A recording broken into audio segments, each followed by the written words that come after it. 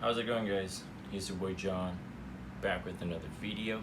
I know I haven't done this in like at least a month, probably 2 months.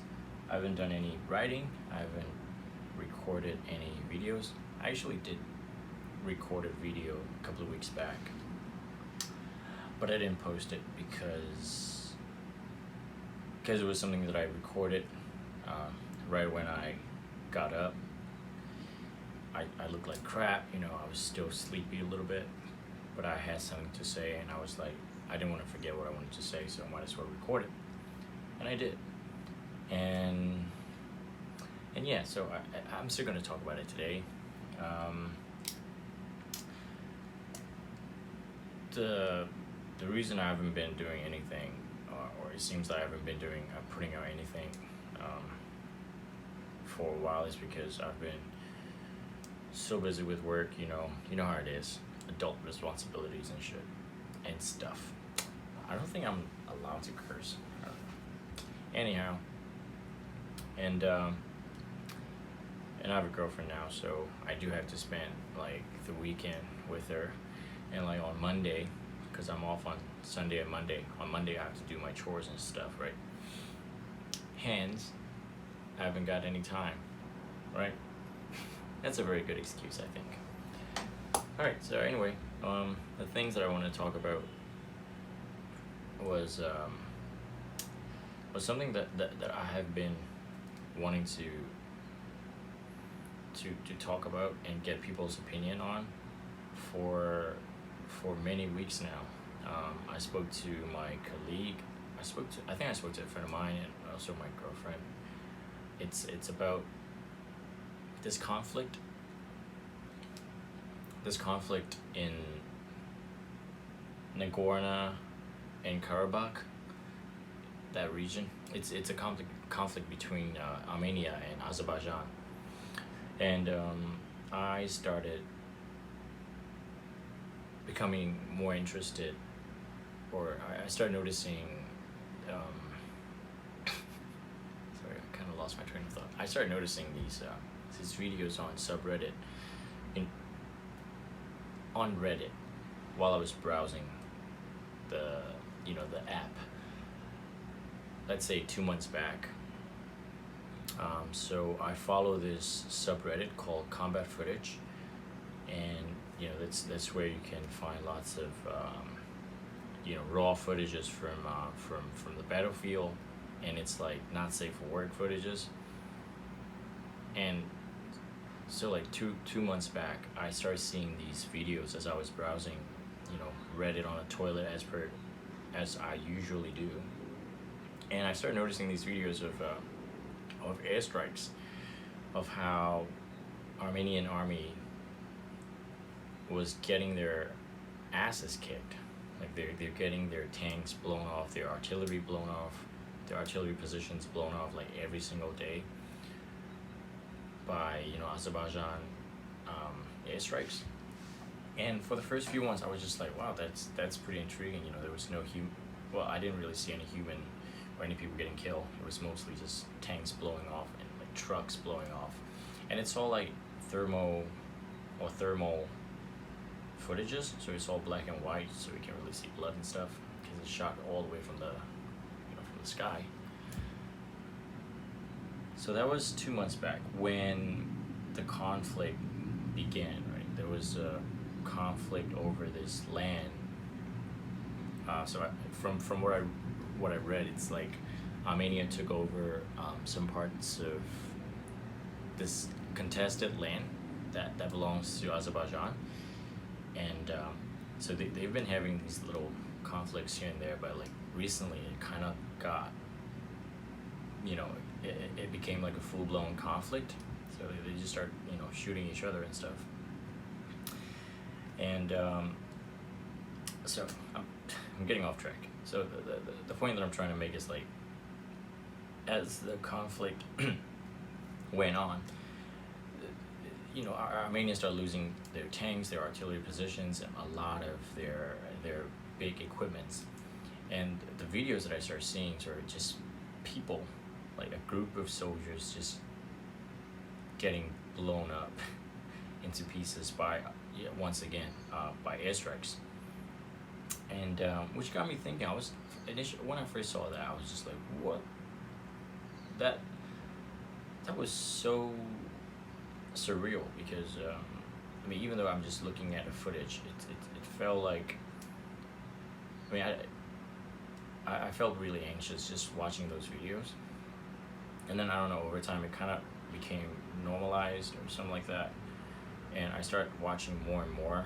Like every day I would go on when I get in the bed, the first thing I would do at night is I would start going through the page to check out if there's any new footages of the war, and I started wanting to see more and more of that. And I like, first time I saw it, I flinched.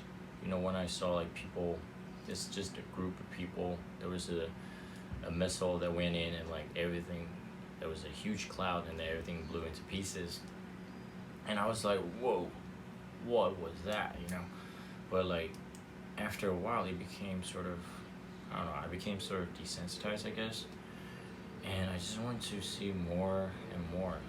Things are a bit more like, a bit more gory. And the thing is, like, just because I went through the page, so I started to see more messed up stuff, right? I started seeing videos from the recent conflict, the recent escalation between India and Pakistan, where, you know, the people were shooting missiles or like sniping each other at the border.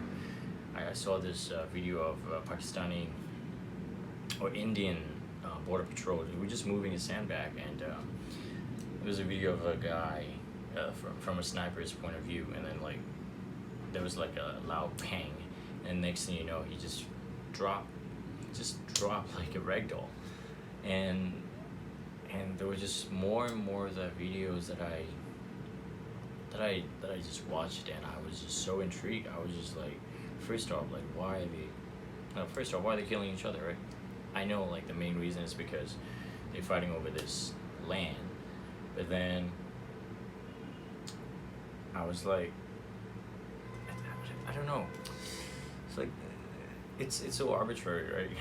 Or at least I felt the border that was drawn between the countries are all made up at some point in history by someone way in the past, right? And now we're fighting over things that I mean don't even belong to us, I guess. So I was thinking of a couple of things. First of which is that. Second is like when I started watching when I saw more and more videos of the Armenian army getting, you know, their asses kicked. I was like, when are they gonna give up? When are they gonna wave the white flags? And I was like, okay, maybe it's because, you know, it's like this national pride or something. And which also got me to think about what's still happening in my country, because Myanmar has one of the longest running civil war, right? Yeah, civil war in the world, and it's between ethnic groups and the government, and it started out as they have this. From what I remember, I'm not very good at history, even though I like reading history. I'm not very good at history of my own country, right? But anyway, from what I recall, it's more of like they had this Penlong agreement that they had to sign, that they were about to sign, but then like it didn't go through because for whatever reason. But the point of the story is, it's like the Myanmar is made up of like different states. It's like United States, but different states, different division, and different ethnic groups. So there are 8 major ethnic groups, Burmese being the biggest one. So let's say there are like 8 ethnic groups. Each one have their own little region that they control, and they want their own like federal government and their own autonomy. But the plan never went through. So that's that. So that's how they started fighting. That's what I was trying to say. That's how they started fighting. But recently I noticed it's more of like a drug trade, because to pay for all the military equipment and to pay for the soldiers or whatever the expenses that they have for the military. I'm talking about the militia, the rebel forces, because there's so many rebel factions, right? And each one control their own little territory, little region where they would grow poppy or whatever, and then they would start producing methamphetamine, which is their primary source of income, right? And now that the new government, so that's when the military government was still in control. There was a big fight between ethnic groups and the government every single day, every single month. But now things are still the same. Like the new government, the democratic government, has been in power for like a decade, 10 years, right? But they still haven't come to agreement, because I realize they kind of know what they can do. They don't want to give up power, basically. They don't want to give up the land. They don't want to give up the army. They don't want to reinstitute their militia into the government force and become like, I don't know, government puppet, right? So yeah, so I'm just thinking like, it's just so arbitrary, isn't it?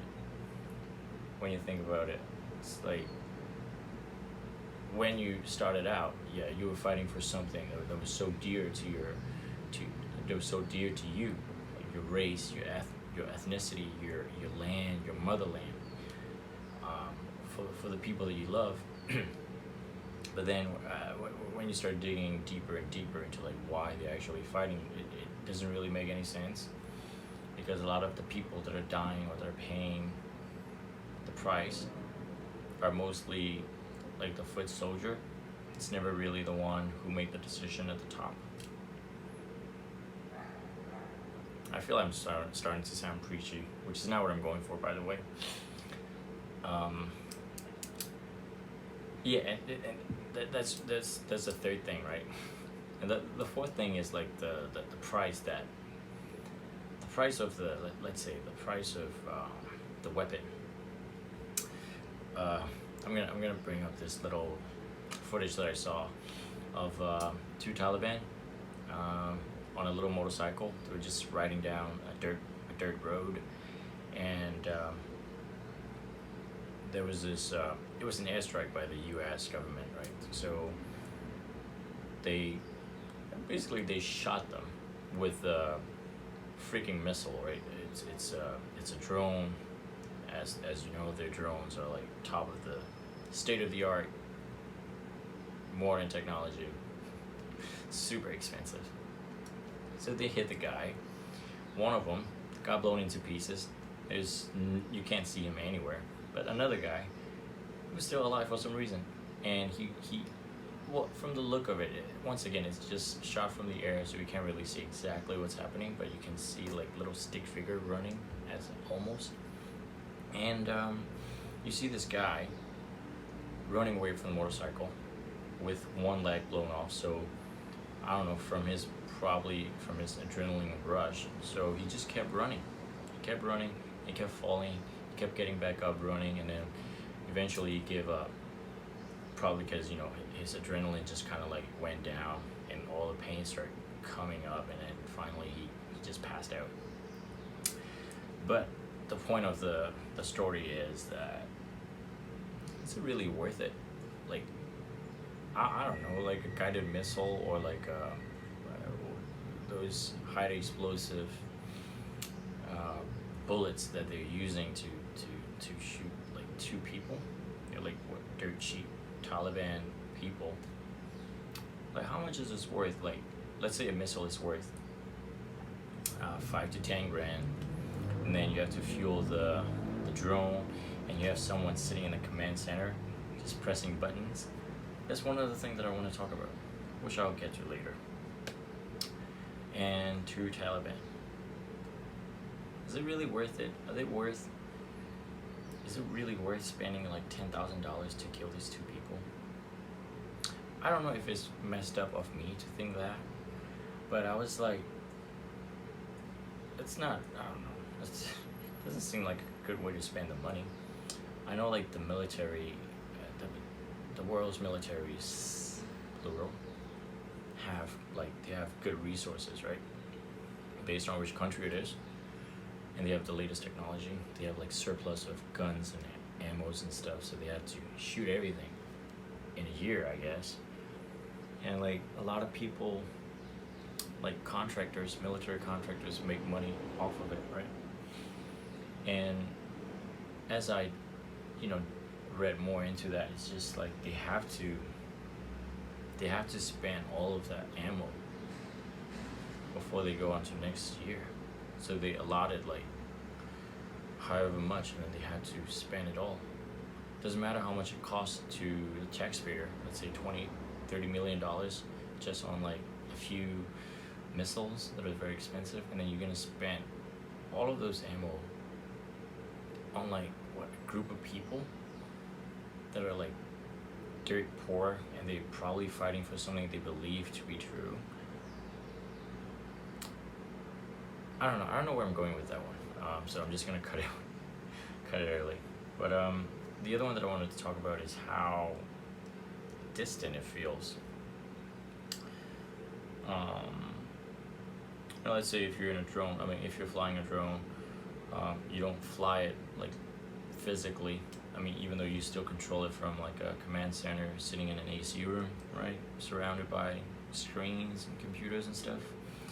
And when you are pressing the button, when you're dropping a bomb, you don't really, since you're not there, you can't really tell what the other person's feeling, what's going through other people's head, the other person's head, like whether they're scared. The guy sitting in a ditch somewhere. When I say ditch, I meant, what do you call that? Manhole? Or what do you call that? Like, they would, trench, yeah. People sitting in a trench, they're probably praying not to get shot, just to get back home to their wives or their family, whatever. And then this guy, that's the enemy, sitting across the border, like 100, 200 miles away, and he's just controlling this drone, just dropping a bomb. What's going through their head? And I just kept thinking all of that when I watched those videos. And like, I might have sounded a bit insensitive at some point when I say things like, is that person's life worth like 2 missiles? I probably shouldn't have said that. And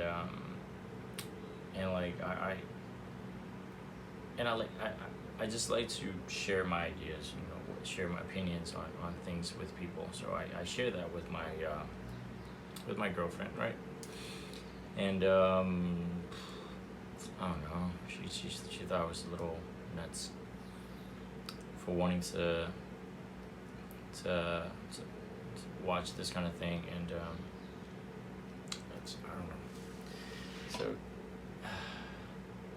this part's a bit difficult because I know like I'm not a violent person, but for some reason I just can't stop watching those videos, and to this day, like, I still look for stuff, and like, it used to bother me, like, it used to make me anxious, just getting people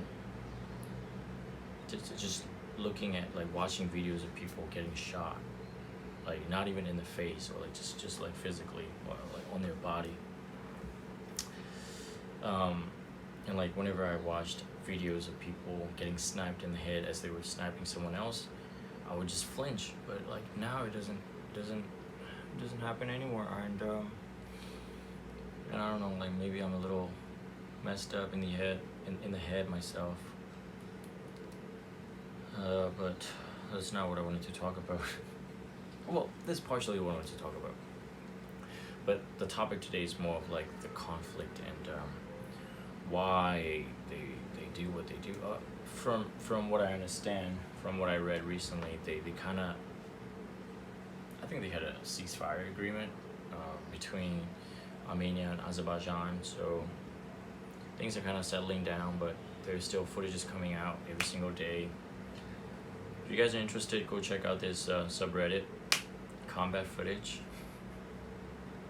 Let me just warn you though, it's really messed up, really gory, graphic content, which I enjoy watching for some reason. And my girlfriend doesn't like it. And I totally understand why. But I had to do a little bit of convincing, but to let her know that it's, I'm not a psychopath. It's just I don't like, I don't know. The thing is, like, here's what I feel every time I watch those. If it's, let's say it's two factions, right? One is the government, one is the terrorists. Whenever I watch videos of, government, doesn't matter if it's Syrian government, Iraqi government, American, Canadian, whatever. Whenever I see videos of government forces killing the terrorists, I feel joy. I feel happy. I'm like, yeah, freaking get them, No matter how messed up it is. Like, it doesn't matter if the terrorists are like shot in the face, blown into pieces, their families get killed, don't matter. I'm just like, good riddance, right? But when it's the other way around, I just have this like terrible feelings inside me. I'm just like, god damn, like, I wish it wasn't like that. I wish the government forces didn't get shot, or like they didn't get killed. Yeah, but whenever it's like bad guys getting killed, I just have this sense of satisfaction, and I just feel really excited and good about it, which I don't think I should feel, but I can't help it. It's anyway. I'm gonna put this out, and if my girlfriend sees this, hope she doesn't break up with me for saying all of that. I hope she doesn't think that I'm fucked up in the head. Well, anyway, that's a huge load. That's a huge load off my chest, because I've been holding it in for like 2 weeks. Phew, that was good. Haven't done any writing either. I did write some. Like, every time I have an idea, I would write it down in my phone or like in my notebook. So my website is the same as it is since last 2 months. But if you guys haven't checked it out, go ahead and check out jonathanford.com. Well, anyway, I think that's it for today. Thanks for tuning in, guys. See you time. What? I'll see you next time. Peace.